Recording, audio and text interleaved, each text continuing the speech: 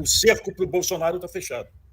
Na nossa home aí, inclusive, na Brasil 247, está o Lênio Strauss dizendo assim, pode parar a investigação. Já tem suficientemente dados para processá-lo. Eu não sei se pode parar, se a Polícia Federal vai atrás de mais coisa, mas a decisão do ministro Moraes... Tem algum microfone aberto que está entrando o som aqui para mim. Perdão, é o meu. A decisão do Moraes de divulgar esses 23, eu acho que são 23 depoimentos, eu não tive tempo de ler todos, não li nenhum, li só o do Brigadeiro, diga-se passagem, é algo acertado, já deveria ter sido feito antes. Porque essa altura já não atrapalha mais a investigação e para com essa história de vaza daqui, vaza dali. A CNN parece que foi quem primeiro deu, a repórter da CNN conseguiu o do Brigadeiro e o do Gomes Freire. Aí mostra que esse plano estava sendo montado pelo alto comando do governo. E só 2 ali se voltaram contra. O Gomes Freire e o Brigadeiro.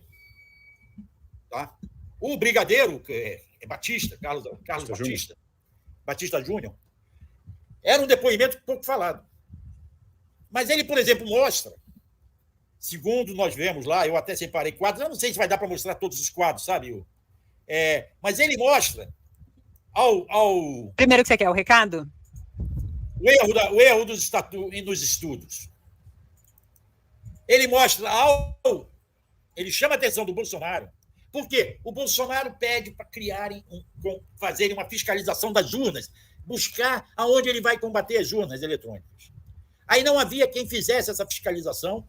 O senador astronauta, hoje senador, na época ministro, sugere esse Instituto Voto Legal, que ganhou, Daiane, R$1 milhão para fazer esse estudo das urnas. Em 4 parcelas. 1 milhão, em 4 parcelas de 250 mil. É uma coisa absurda, dinheiro nosso. Dinheiro que era para ser do partido. E jogaram fora. E o partido depois perde mais 23 milhões como multa por ter feito aquela ação. Exato.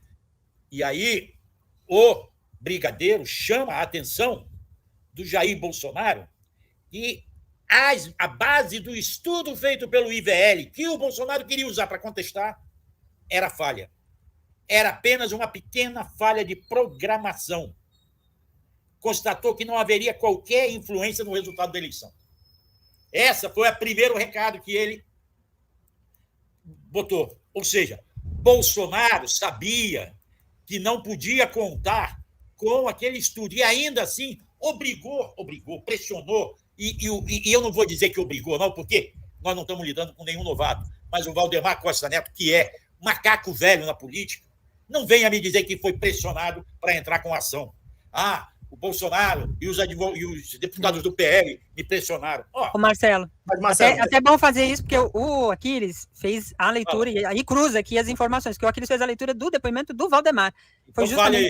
Foi justamente nessa linha aqui. O Valdemar faz essa linha meio que querendo jogar para a pressão do Bolsonaro. Também coloca no colo do Bolsonaro, né, Aquiles? Eu li assim também, Daiane. Interessante, ao te ouvir aqui, porque os relatos são semelhantes.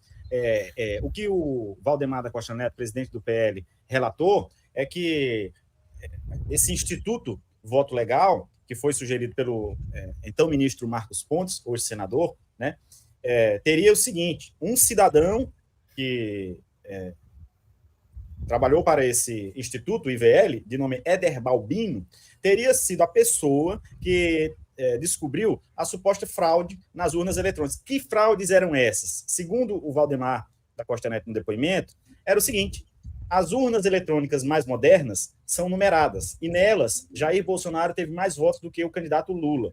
E nas urnas antigas, que não seriam numeradas, Lula obteve mais votos. Foi com base nisso, e R$1 milhão pago do nosso bolso, que o PL ingressou com aquela ação no Supremo Tribunal Federal, cujo argumento central era mais ou menos esse.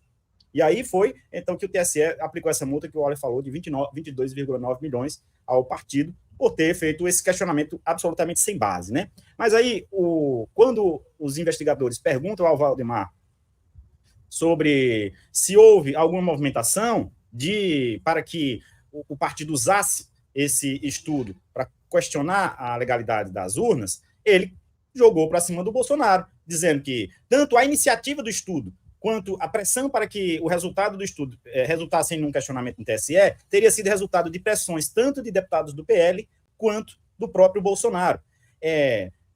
A gente dá para ler essa informação sobre 2 aspectos. Um, pelo Valdemar, querendo tirar o dele da reta, como o Auler disse, e o outro é mais um elemento que implica o Bolsonaro nessa articulação golpista, como o grande mentor dessa trama golpista. Isso casa com o que está expondo o brigadeiro Batista Júnior, né? No depoimento dele, quando ele disse que foi discutido essa questão das medidas, segurança de GLO ou estado de sítio, com o Bolsonaro. Então, assim, no caso do Valdemar, até eu estava aqui ainda, não tinha terminado de ler, quando a gente começou, mas, basicamente, o que se depreende disso é que o PL só fez o que fez perante as urnas por pressão do Bolsonaro. Então, todo mundo está indo para cima do Bolsonaro. São várias frentes